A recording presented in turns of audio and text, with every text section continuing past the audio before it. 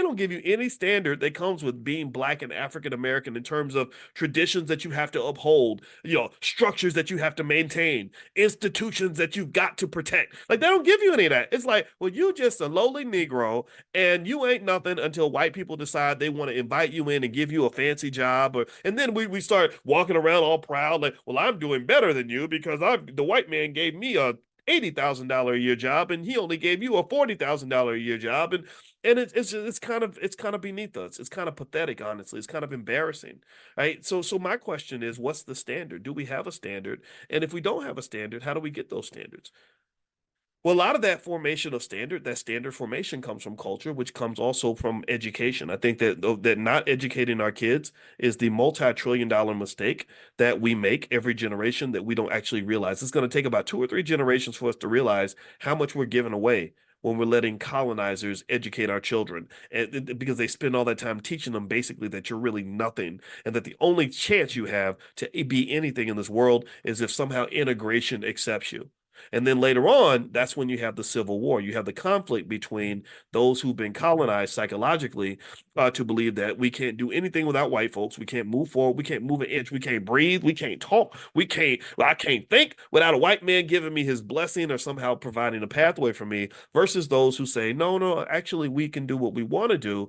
Why are we sitting around bowing and praying to these other people when they're no better than us? They're no different from us in terms of what we can accomplish. And so then that's when you have the Civil War. That's why you have these issues with these elections, which again, I don't tell people who to vote for, but what I do have a big problem with is when people tell me that the only way I can actually survive as a Black man is if I do what this politician tells me to do. And that's when I just get off the boat and I say, screw you, to hell with you.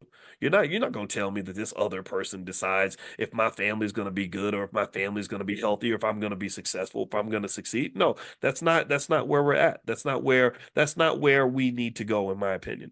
So what you're going to find, circling back full circle to the point I was making earlier, what you're going to find is that once you start building wealth, it's going to really shift your culture, because it's going to shift the variables that matter when you're making critical decisions in your life. It's going to affect what kind of relationships you form. It's going to affect when and how many children you have. If you have children and money's not an issue, that's going to be a different decision than someone who has kids and says, gosh, I have to abort this baby because I can't afford it. I'm not, nothing against that. I'm not judging your choices in that area, but I am saying that it is kind of unfortunate that when you get on that struggle frequency, you have to make these really heavy decisions based on money, just solely based on money. And that kind of makes me sad. I don't want you to live that kind of life. I want you to live a life where you're free to explore all the dimensions of who you are, all the dimensions that are going to make you healthy, whole, and powerful, without money kind of always deboing into the conversation and saying, no, no, I am the sole determinant of whether or not you can date that guy. I'm the determinant of whether or not you can live in that city. I'm the determinant of whether or not you can take a day off next week.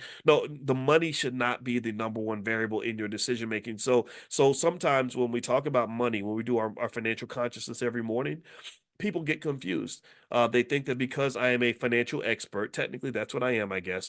They think that I believe that money is everything, that money is the most important thing in the world. And one of the biggest things I learned about money is not just the power of money, but that the real power of money. Pay attention now. The real power of having money is to get to the point where money has no power. Do you understand? Do you follow what I'm saying? I don't.